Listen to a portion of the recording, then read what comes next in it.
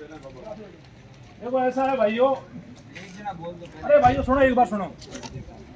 कल जो यहाँ फर्जी थानेदार आए थे बाबा के ऊपर दबाव बनाने के लिए, तो मैंने कल वीडियो डाल के ये कह दिया था कि तुम फर्जी हो, तुम डॉक्टर साहब के पास क्यों गए?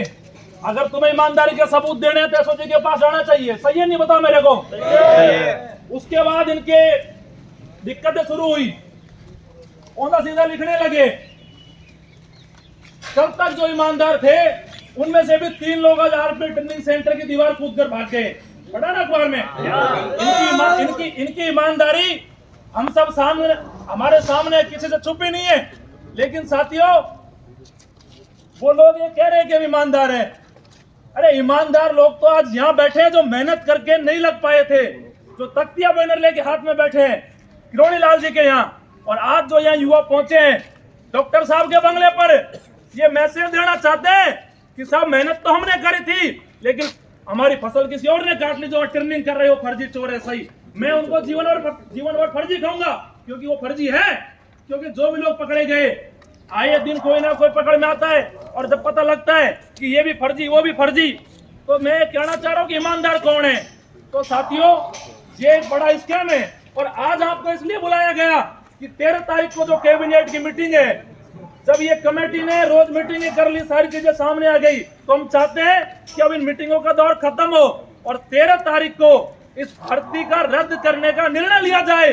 और हम यहाँ डॉक्टर साहब के पास आकर डॉक्टर साहब से कहना चाहते हैं कि आपकी सरकार है, आपके मंत्री हैं, आप एक बार जब 13 तारीख की मीटिंग है उससे पहले सरकार से मिलके, कमेटी में जो मंत्री है उनसे मिलके एक बार युवाओं का पक्ष और मजबूत करिए। 2021 से आपने इस लड़ाई को लड़ा है, आपने इस आवाज को उठाया है, भ्रष्टाचार के खिलाफ अब लगातार लड़ रहे हो, लेकिन अब समय है कि कल की मीटिंग में अब साथियों ये फैसला होना चाहिए नहीं होना चाहिए? बताओ मेरे को साथियों।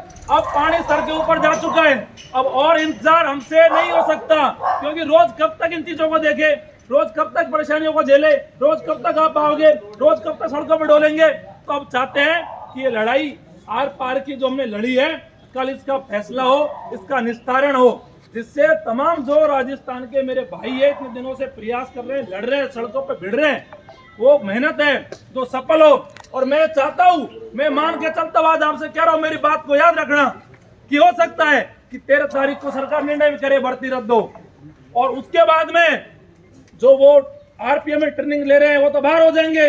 लेकिन मैं चाहता हूं मेरे भाइयों कि अगली बार जब ये परीक्षा हो तो आप लोगों को मैं वहां पे ट्रेनिंग लेते हुए देखूं, तो मुझे बड़ी खुशी होगी कि जब संघर्ष करा था तो ये भाई सब सड़कों पे थे, और आज ईमानदारी से अपनी मेहनत से ये एसआई बने और आज ट्रेनिंग कर रहे हैं। तो साथियों, हम बस यहाँ डॉक्टर साहब से मिलकर हमारी बात को उच्च स्तरीय के माध्यम से, इनके माध्यम से पहुंचे, उच्च लेवल पर पहुंचे और सरकार तक पहुंचे, और अब निर्णय सरकार इस पे करे, क्योंकि सारी चीजें आपके सामने, ज्यादा बोलने का कोई मतलब नहीं है। क्या हुआ क्या नहीं हुआ, रोज अखबार में देख रहे हो, रोज टीवी में देख रहे हो, 2021 से देख रहे हो, कोई आज की कहानी तो है नहीं, ये लंबी कहानी है जो हमारे सामने है।